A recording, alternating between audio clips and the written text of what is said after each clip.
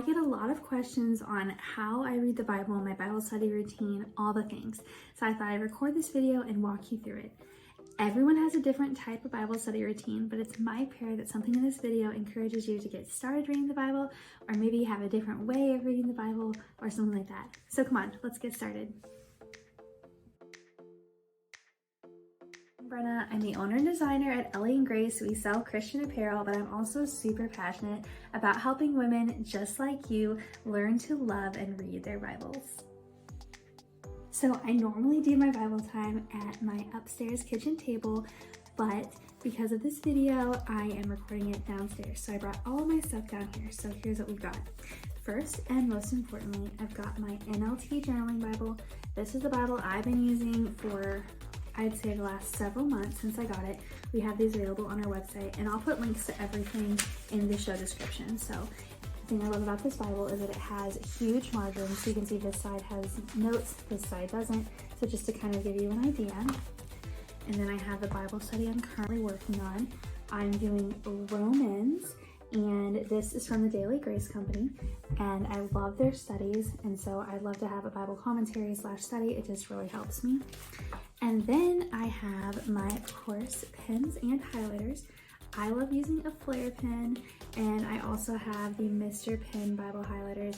These are definitely my favorites. They come in a million different colors, but while I don't have a specific way that I highlight, I do like to stick to about 3 colors. So generally when I start a new book, I pick 3 colors just to kind of keep it consistent, and these are 3 colors that I've chosen for Romans. And lastly, I have my prayer and note-taking journal.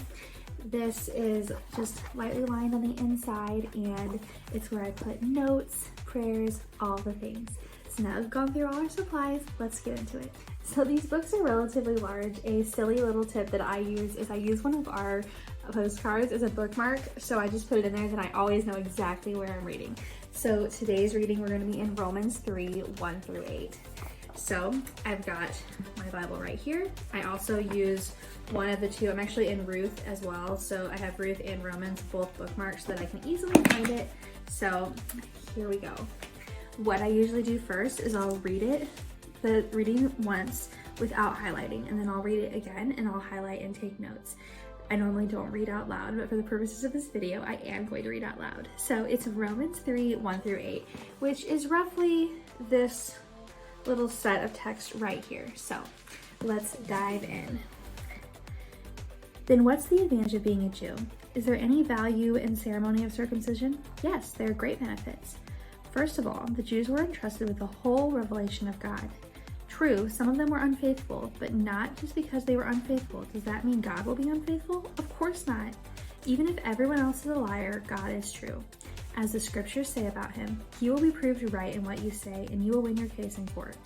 But, some might say, our sinfulness serves a good purpose, for it helps people see how righteous God is.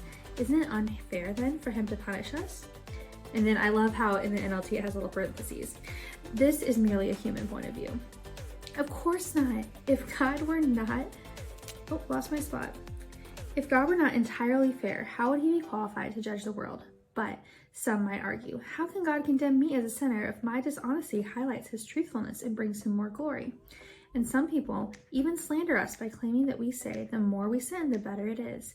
Those who say such things deserve to be condemned. So this is the NLT translation, and one thing I really like about it is that it's very easy to understand. So I've read it once, then I usually will read the commentary for the day. I'm not going to read it out loud because it is quite a bit more text. So it's this, and then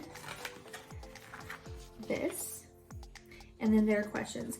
I usually don't answer the questions in the book because I like to give these books away when I'm done, but you can also answer them here, or you can put your answers in another notebook or something like that.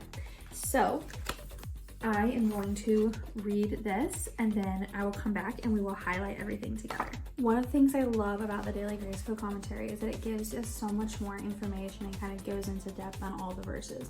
So even though the number of verses you're reading is relatively small, the information you get from those verses and gain understanding is massive. So one thing that really stood out to me while I was reading the commentary and the reading is like, Paul should have been a lawyer, because his case is just like, well, some people say this, but here's why it's not true. And some people say this, and here's why it's not true. And one thing that I really loved about what this commentary said is, this passage is really a series of contrasts. God is faithful, we are unfaithful. God is righteous, we are unrighteous. God is the God of covenant, we are covenant breakers. And then I could even go on and say like, God is like sin-free and sinless, and we are sinners, and we need Jesus so much. So now I'm going to highlight and kind of jot a few notes in my Bible. So I will flip the camera around and take you with me. It's a little challenging to film this way, but I'm going to do my best. So I have all my highlighters here, I have my pen here. Again, I don't highlight specific things in specific colors just because I feel like that's a little confusing. So I'm just going to reread it again. Then what's the advantage of being a Jew? Is there any value in the ceremony of circumcision? Yes, there are great benefits. First, the Jews were entrusted with the whole revelation of God.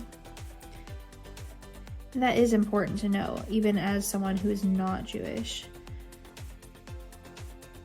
And then, is that true? Some of them were unfaithful, but just because they were unfaithful, does that mean God will be unfaithful? Of course not.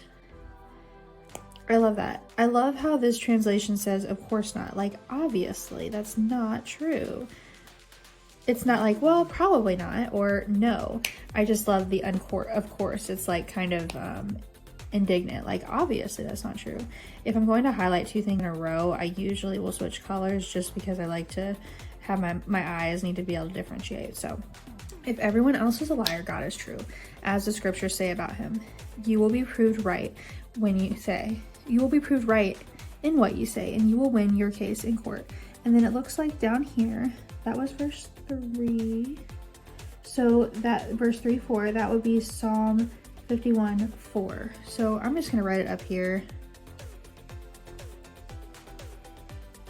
because sometimes it's hard for me to figure out exactly what's going on down here. But some might say, our sinfulness serves a good purpose, for it helps people see how righteous God is. Isn't it unfair then for him to punish us? This is merely a human point of view. I just think that's funny. Some of this language is just kind of like, obviously that wouldn't be true. Of course not. If God were not entirely fair, how would he be qualified to judge the world? That is a great point. And God loves us all equally.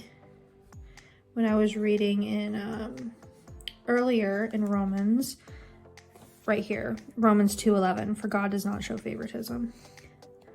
But some might still argue, how can God condemn me as a sinner if my dishonesty highlights his truthfulness and brings him glory? And some might even slander us by claiming that we say the more sin, the better it is. Those who say such things deserve to be condemned. And then of course it's going to go on to kind of give the argument back to that down here.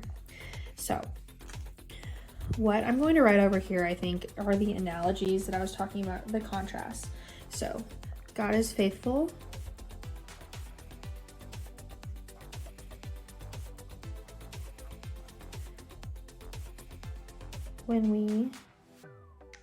I see the camera is shaking a little bit. I hope it's not too bad. God is faithful when we are faithless. And God is fair.